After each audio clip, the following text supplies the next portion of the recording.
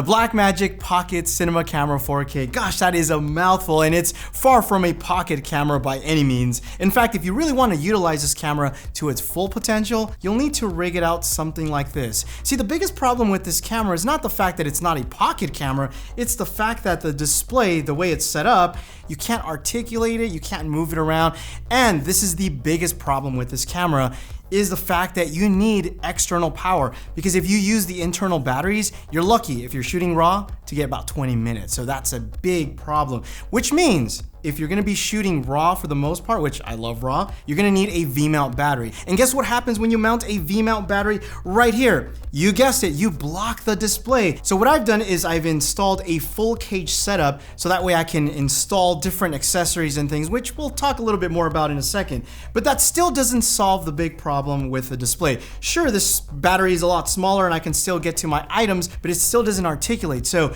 there's different ways to go about this, and SmallHD actually sent out a couple of monitors which I think are really great for people that are using this camera, or even other cinema or mirrorless cameras. This monitor might look a little different, and let me explain. So typically you have a SmallHD monitor like this. This is actually the Focus OLED, which is actually an awesome monitor, but there's something different. You see these little antennas? That's because this is the Focus Bolt 500 TX. So what happened is SmallHD and Teradek partnered up together to create this all-in-one solution, which is a monitor and also a transmitter. So normally, let me just kind of back up for a second. Normally the way this would work is you would have a monitor mounted onto your camera, and then you would need something like this. This is the Teradek Bolt 500 LT. Now what SmallHD and Teradek have done is literally merge both of these guys together to create a one-size-fits-all solution, which you can see even the size itself is a lot smaller. So what this does is it eliminates you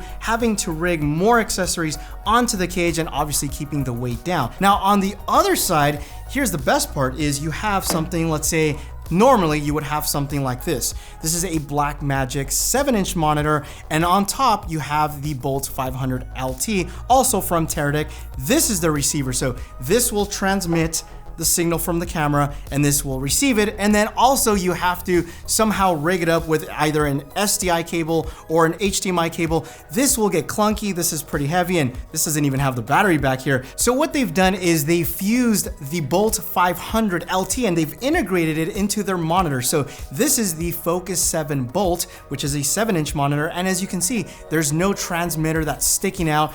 This is the battery, that's not the transmitter, and these are the antennas that are actually getting the signal from the transmitter. So this is a much more cleaner solution. So you have your DP that's manning the camera, which is also utilizing this awesome monitor to be able to see and compose a shot. It also has things like focus peaking, false color, zebras, things that certain cameras do not have, but most importantly, it's transmitting the signal. So now you can hand this over to the director so that they can use it as a director's monitor, or let's say you have a client that is on the shoot, they can actually see what's going on. So you can see here, there's almost little to no latency going on. It is very quick. In fact, I think, let's go over here.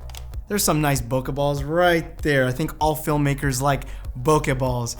But I really think this is like a great monitor solution, especially for the Blackmagic Pocket Cinema Camera 4K, because you need a monitor for this camera. And here's the thing, if you are already going to be investing in a monitor like this, why not have the capability of the transmitter? So I think you're really future-proofing yourself, especially if you do end up doing client work. But most importantly, even if you're a solo YouTuber or filmmaker, for example, myself, sometimes I film videos by myself, and if I want to use this particular camera, how am I going to focus myself? So what I can do is I can grab this wireless focus wheel, I have my director's monitor right here, and then easily I can just set focus, and it just makes it so much easier to pull focus using a wireless setup. And like I said before, even if you don't use the wireless capabilities, you are future-proofing yourself by having this, and you can take these antennas off, so it's not like it's going to get in the way.